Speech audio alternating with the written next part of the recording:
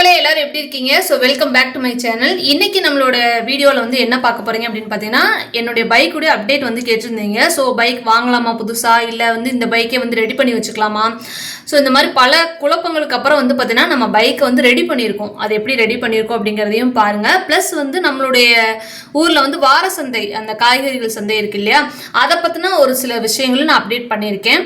நம்மளுடைய வரவு செலவுகள் பற்றியும் பேசியிருக்கேன். ஸோ வீடியோ ஸ்கிப் பண்ணாமல் பாருங்கள், இன்ட்ரெஸ்ட்டாக கொண்டு போயிருக்கேன்.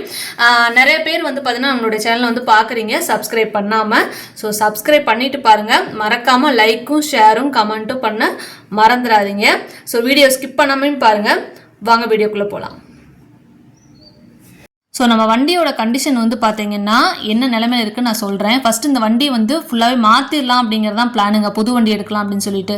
ஆனால் அதுக்கப்புறம் தான் வந்து பார்த்தீங்கன்னா சரி இப்போதைக்கு நம்ம கையில் அமௌண்ட் இல்லை, ஒரு 1 இயர் இப்படியே ஓட்டுவோம் அப்படிங்கிற ஒரு பிளானை போட்டு அதுக்கப்புறம் நாங்கள் வழக்கமாக வந்து கொடுக்குற கடையில் தான் கொண்டு போய் கொடுத்துருந்தோம். இந்த கடை எங்கே இருக்குது அப்படின்னு பார்த்தீங்கன்னா பழனியில் வந்து அக்ஷயா ஸ்கூலுக்கு பக்கத்தில் தாங்க இருக்குது. இன்னும் சொல்லப்போனால் சோலார் இட்லி கடை, அதுவும் வந்து நிறைய பேருக்கு பழனியில் இருக்கவங்களுக்கு நல்லாவே தெரியும். அந்த இட்லி கடைக்கு கொஞ்சம் முன்னாடி தான் இருக்குது இந்த கடை, வந்து ரொம்ப ஃபேமஸான கடை.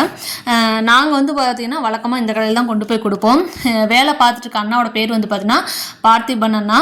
அவங்களும் வந்து பார்த்தீங்கன்னா நல்லாவே, அதாவது ஃபஸ்ட்டு நீங்கள் எந்த வண்டி கொண்டு போய் விட்டீங்க அப்படின்னா A to Z first check பண்ணிவிட்டு அதுக்கப்புறம் தான் வந்து பார்த்தீங்கன்னா வேலையை ஸ்டார்ட் பண்ணுவாங்க. இவங்க வந்து பார்த்தீங்கன்னா எல்லா ஸ்பேர் பார்ட்ஸும் வச்சுருக்காங்க. அதனால் நம்ம வெளியில் போய் வாங்கி கொடுத்து அப்புறம் தான் வேலைக்கு இது பண்ணணும் அந்த இதெல்லாம் இல்லை. அவங்களே வந்து பார்த்திங்கன்னா எல்லாமே அவங்கள்ட்டே இருக்கும். வண்டியை ஃபுல்லாக வந்து செக் பண்ணிவிட்டு அதுக்கப்புறம் அவங்களே வந்து என்னென்ன மாற்றணுமோ அதை அவங்களே வந்து புதுசாக போட்டு மாற்றி கையில் கொடுத்துருவாங்க. அதே மாதிரி வந்து பார்த்திங்கன்னா சர்வீஸும் சூப்பராக இருக்குங்க. நம்ம வந்து சும்மா ஒரு சில பேர்த்திட்ட வந்து பார்த்திங்கன்னா வண்டியை கொண்டு போய் கொடுத்துட்டு திருப்பி 2 மாதத்தில் கொண்டு போய் மறுபடியும் கொடுக்குற மாதிரி இருக்கும். அந்த மாதிரி எந்த பிரச்சனையுமே இருக்காது. ஒன்ஸ் நம்ம கொடுத்துட்டோம் அப்படின்னா பக்காவாக வந்து பார்த்திங்கன்னா வேலை பார்த்து கொடுத்துருவாங்க. இப்போ அன்னைக்கு நம்மளோட வண்டியில் என்னென்னலாம் வந்து வேலை பார்த்துருந்தோம் அப்படின்னு பார்த்தீங்கன்னா பிரேக் பேட் மாற்றிருந்தோம், அதுக்கப்புறம் வந்து இன்ஜின் ஆயில் மாற்றிருந்தோம், எக்ஸலேட்டர் கேபிள் வந்து மாற்றிருந்தோம், அப்புறம் வந்து மிரர் வந்து சேஞ்ச் பண்ணணும். இன்னுமே வந்து பார்த்திங்கன்னா என்னோட வண்டியில் வந்து நிறைய வேலை இருக்குங்க. நான் திருப்பி இங்கே தான் கொண்டு போய் விடுவேன். ஓர்ஸாக எல்லா வேலையும் ஒரே இதில் பார்க்க முடியாது. ஏன்னா எங்களுக்கு அன்றைக்கி வந்து வேலை இருந்தனால ரொம்ப நேரம் வண்டி விட முடியல, வெளியூரில் வேலை இருந்தனால இந்த வேலையை மட்டும் முடிச்சுட்டு நாங்கள் வாங்கிட்டு வந்துட்டோம். இவ்வளோ வேலை சொல்கிறாலே ஒரு வேலை வந்து ஒரு 3000 4000 அப்படி எதுவும் வருமானு நினைக்காதீங்க. ப்ரைஸுமே வந்து பார்த்தீங்கன்னா ரொம்ப அஃபோர்டபுளாக தான் வந்து இங்கே பண்ணி கொடுத்துட்ருக்காங்க. மேபி இந்த வீடியோ வந்து நீங்கள் யாராவது பழனிலேருந்து பார்த்துட்ருக்கீங்க அப்படின்னா உங்களுக்குமே ரொம்ப யூஸ்ஃபுல்லாக இருக்குமே அப்படிங்கிறக்காக தான் இந்த வீடியோ வந்து நான் வந்து இந்த வீடியோவில் உங்களுக்கு நான் சொல்லிகிட்ருக்கேன். மற்றபடி இந்த வீடியோ வந்து ப்ரமோஷன்லாம் கிடையவே கிடையாதுங்க, அதே நான் உங்கள்கிட்ட சொல்லிடுறேன். நான் மறுபடியும் சொல்கிறேன், பழனிலேருந்து யாராவது இந்த வீடியோ வாட்ச் பண்ணிட்டுருக்கீங்க அப்படின்னா உங்களுக்கு ரொம்பவே யூஸ்ஃபுல்லாக இருக்கும், ட்ரை பண்ணி பாருங்கள். ஸோ அன்னைக்கு ஈவினிங் வந்து பார்த்தீங்கன்னா சந்தைக்கு போகலாம் அப்படின்னு சொல்லிட்டு நானும் என்னோட ஹஸ்பண்டும் வந்து பார்த்தீங்கன்னா வெளியில் கிளம்புனாங்க. வெளியில் கிளம்பும்போது வந்து பார்த்தீங்கன்னா கிளைமேட் எப்படி இருக்குன்னு பாருங்கள். நம்ம வெளியில் கிளம்பும்போதெல்லாம் இதுதான் வந்து நடக்குது, அது உங்களுக்கு நல்லாவே தெரியும். என்னோடய வீடியோ வந்து vlog வந்து கண்டினியூவாக வாட்ச் பண்ணிட்டு வரீங்கன்னா உங்களுக்கு நல்லாவே தெரியும்.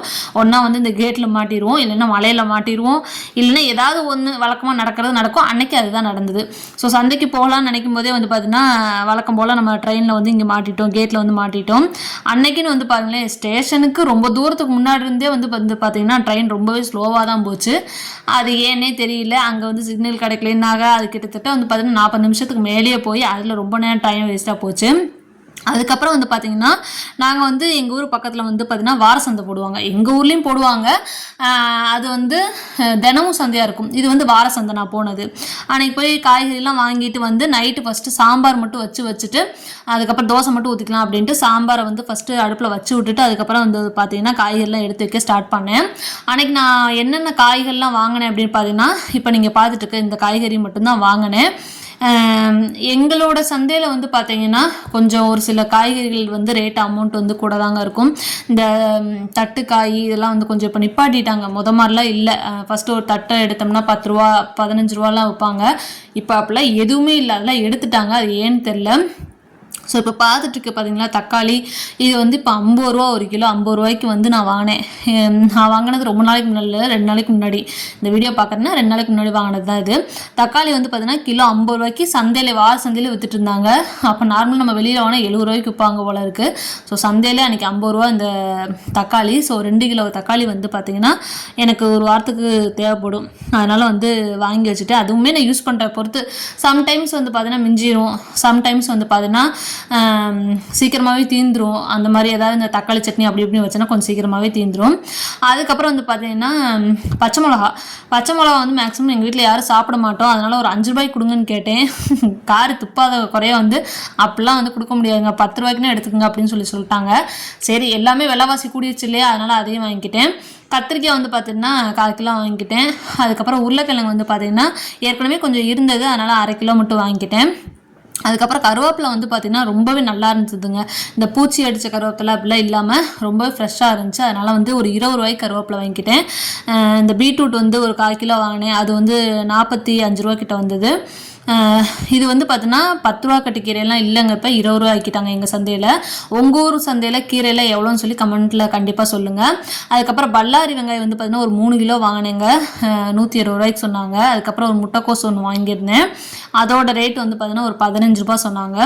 வெண்டிக்காய் வந்து பார்த்தீங்கன்னா நல்லா பிஞ்சு வெண்டிக்காவாக இருந்தது, ரொம்பவே நல்லா இருந்ததுன்னு சொல்லிட்டு நான் ஒரு 1/2 கிலோ அன்றைக்கி எடுத்திருந்தேன். அது வந்து 35 ரூபா சொன்னாங்க. அதுவும் வந்து அன்றைக்கி வாங்கியிருந்தேன், பிஞ்சு வெண்டைக்காயாக இருந்தனால தான் அதுவும் வாங்கியிருந்தேன். அதுக்கப்புறம் வந்து பார்த்தீங்கன்னா எங்கள் ஊரில் வந்து தேங்காய் வந்து கிலோ ரேட்டு தான். 1 கிலோ வந்து பார்த்தீங்கன்னா 45 ரூபா சொன்னாங்க, 40 ரூபான்னு நினைக்கிறேன்.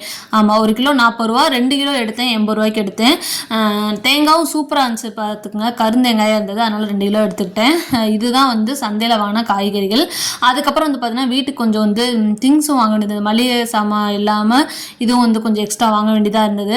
அதனால் வந்து பொட்டுக்கலையெல்லாம் சுத்தமாக வீட்டில் இல்லைங்க, அதனால் ஒரு 1/2 கிலோ பொட்டுக்கலை. அப்புறம் வந்து என்னைக்காவது ஒரு நாள் செய்யறதுக்கு மேகியும் வாங்கிட்டு வந்தேன். அதுக்கப்புறம் வந்து இது எங்களோட ஃபேவரெட்டு ராஜ்மா. இது வந்து உங்கள் ஊரில் என்ன சொல்லுவாங்கன்னு சொல்லுங்கள். ராஜ்மா தான் நாங்கள் சொல்லுவோம். அதுக்கப்புறம் வந்து பார்த்திங்கன்னா இந்த பச்சை பட்டாணி, இது வந்து சுத்தமாக நம்ம வீட்டில் இல்லை, அதனால் அதுவும் வந்து ஒரு 1/2 கிலோ வாங்கிக்காச்சு. அதுக்கப்புறம் வந்து 3 ரோசஸ் டீ தூளும் வந்து வாங்கியிருந்தேன். அதுக்கப்புறம் வந்து பார்த்தீங்கன்னா எண்ணெயும் வீட்டில் சுத்தமாக இல்லை, அதனால் வந்து பார்த்திங்கன்னா ரீஃபண்ட் ஆயிலும் வாங்கியிருந்தேன். இன்ட்ரெஸ்டிங்கான ஒரு வீடியோவில் வந்து நான் உங்களுக்கு கண்டிப்பாக நான் மீட் பண்ணுறேன். நம்மளுடைய சேனலில் வந்து பார்த்தீங்கன்னா எந்த மாதிரி வீடியோஸ்லாம் வந்து நீங்கள் எதிர்பார்க்குறீங்க அப்படின்னு சொல்லி கண்டிப்பாக கமெண்ட்டில் சொல்லுங்கள். நம்மளுடைய சேனலில் ஏதாவது நிறைய குறை இருந்தாலும் கண்டிப்பாக கமெண்ட்டில் சொல்லுங்கள். நெக்ஸ்ட்டு இன்னொரு இன்ட்ரெஸ்டிங்கான ஒரு vlogல வந்து உங்களை நான் மீட் பண்ணுறேன். பாய்.